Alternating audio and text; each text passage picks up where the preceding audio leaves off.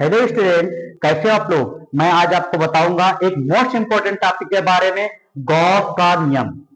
Gauss के नियम की सहायता से किसी अचालक चादर के निकट वैद्युत क्षेत्र की तीव्रता का व्यंजक ज्ञात करना।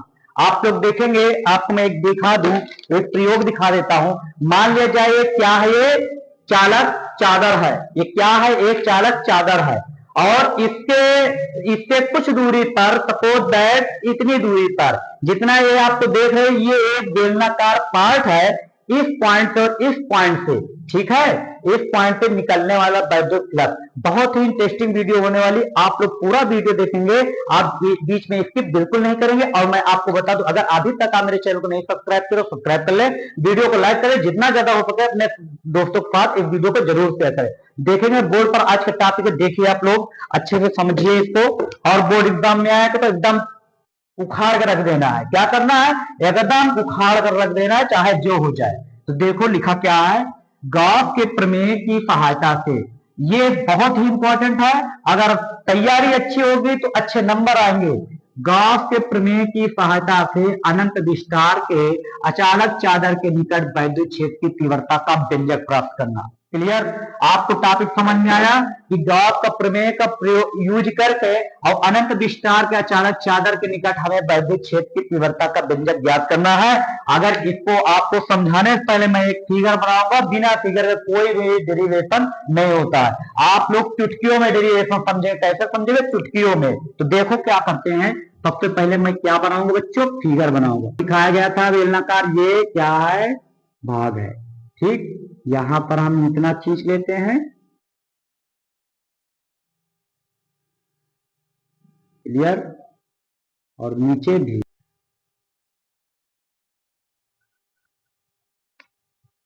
तो इसका मान लीजिए जो एरिया है, मान लीजिए एरिया कितना है, ए है, ठीक है। और यहां पर भी एक पॉइंट दिखा देते हैं।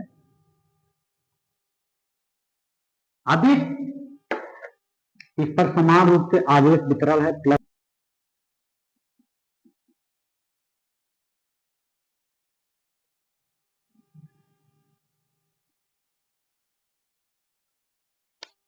तो आपके सामने फिगर तैयार हो गया।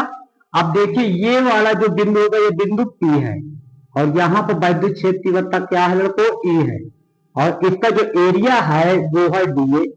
ये जो पार्ट दिख रहा, ये चादर पे, ये चादर पे से पी बिंदु जो है कितनी दूरी पर है, आप लोग देख रहे होंगे। ये वाला बिंदु क्या है, पी है। और यहाँ पर वैद्युत क्षेत्र तीव्रता ई है, इसका जो एरिया है, इतने एरिया डी है। और इस स्थान से यहाँ पर जो इसके सामने का वैद्युत क्षेत्र होगा, सेम होगा, ई होगा। और इसका जो एरिया है वो कितना है, डी है। और जो ये बिंदु है, ये बिंदु कौन सा है, ये है पी डैश। इतनी बात कंफर्म हुई। फिर समझ लेंगे ये क्या है, कोई बिंदु पी है, ये यहाँ वैद्युत क्षेत्र तीव्रता ई है, ये डी है। यहाँ पर कोई बिंदु पी डैश है, ये डी है। और ये विद्युत क्षेत्र तीव्रता क्या लिखेंगे, माना। यहां पे लिखते हैं, कहां पे लिखेंगे, अगर जो लिखने वाला चीज है आप लोग समझ लेंगे तो आप बड़े आसानी से कोई भी डेरिवेशन को कर लेंगे। यहां पे लिखेंगे माना, कहां पे लिखना है, यहां पे अनंत, माना कोई, क्या लिखेंगे, माना अनंत विस्तार का अचालक चादर है। माना ये जो है कोई अनंत विस्तार का अचालक चादर है। क्लियर, आगे बढ़ते हैं। जिस पर पृष्ठ आवेश घनत्व क्या होगा, सिग्मा बराबर क्यू अपान 1 होगा। इसका पृष्ठ आवेश घनत्व कितना होगा बच्चों, सिग्मा बराबर क्या होगा, अपान 1 होगा। यहां लिख देंगे सिग्मा बराबर क्यू अपान 1। इतनी बार कंफर्म हुई, क्लियर। अब क्या लिखेंगे, इस चादर से आर दूरी पर, इस चादर से कितनी दूरी पर, यहां से मान लीजिए चादर स्टार्ट होती तो यहां से यहां तक की दूरी कितनी है, आर दूरी पर, इस चादर से आर दूरी पर कोई बिंदु पी है। कौन सा बिंदु पी है, पी व पी डैश है। ये पी है वह पी डैश है, जहां पर हमें विद्युत क्षेत्र की तीव्रता क्या करनी है बच्चों, ज्ञात करनी है। जहां पर हमें विद्युत क्षेत्र की तीव्रता ज्ञात करनी है। इतनी बात क्लियर हुई। अब ध्यान से देखिए, लिखेंगे दोनों इन दोनों पी पी डैश इन दोनों गाउसियन बेलनाकार पृष्ठ से गुजरने वाला विद्युत फ्लक्स क्या हो जाएगा, ये हो जाएगा phi E equal to integrate EDA plus integrate EDA. कितनी बात कंफर्म। अब ये दोनों सेम है इसलिए जुड़ जाएंगे, लिखेंगे 2 क्या लिखेंगे 2 इससे गुजरने वाला विद्युत फ्लक्स कितना होगा ईडीए, इससे गुजरने वाला विद्युत फ्लक्स कितना ईडीए, संपूर्ण से कितना गुजरेगा इंटीग्रेट लगा दिए गए इंटीग्रेट ईडीए इतनी बात कंफर्म। आगे बढ़ो, इन दोनों को देखो सेम है, हम लिख लेंगे 2 लिख सकते हैं, कोई दिक्कत नहीं है। अब लिखेंगे फाई इज इक्वल टू 2 ये क्या हो जाएगा, यहां पर कांस्टेंट वैल्यू ए को बाहर कर लेंगे, इंटीग्रेट का सिंबल लगा है, लिखेंगे डीए और डीए का जब इंटीग्रेट करेंगे तो क्या होगा बच्चों, ये हो जाएगा इंटीग्रेट करेंगे तो डीए का हो जाएगा ए। इसको मान लिया गया इक्वेशन नंबर इज फर्स्ट। आप लोग बिल्कुल देखते जाएं, वीडियो को इससे बिल्कुल नहीं करना है, आपको समझ में जरूर आ जाएगा। क्लियर।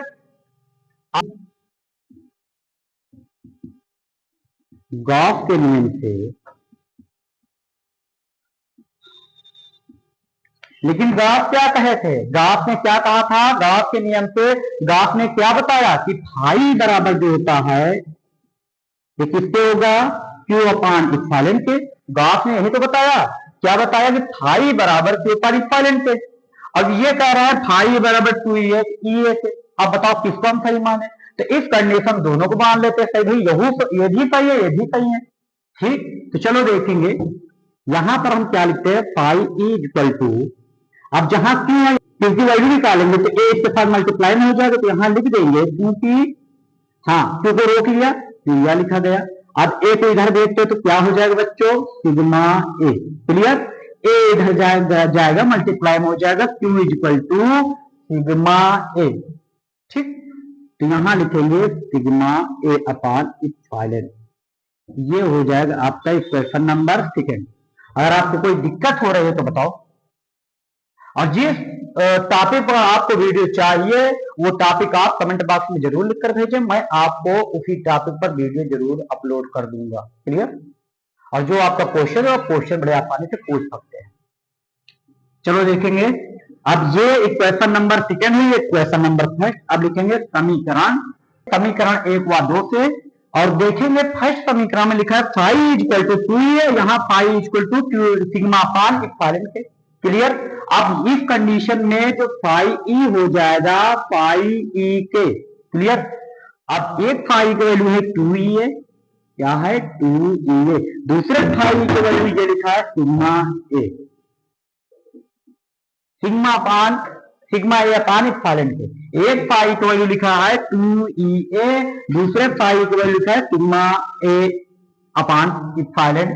क्लियर, अब यहां पर देखो, अगर आप लोग ध्यान दें इस जगह पर तो देख रहे हैं ए से ए को हम क्या कर लेंगे, कैंसिल कर सकते हैं बड़े आसानी से, और यहां बचता क्या है ई, तो रोक लेंगे ई को, तो ई बराबर हो जाएगा सिग्मा अपान, अब तो इधर चला जाएगा 2 इप्सिलॉन के। यही आपका क्या आ जाएगा, यही आपका न्यूटन प्रति कूलम व्यंजक प्राप्त होगा। ये आपका क्या प्राप्त होगा, व्यंजक प्राप्त होगा। तो वीडियो पसंद आई हो तो लाइक करें, और जितना ज्यादा हो सकता है दोस्तों के साथ शेयर करें। अभी तक आप मेरे चैनल को नहीं सब्सक्राइब करें।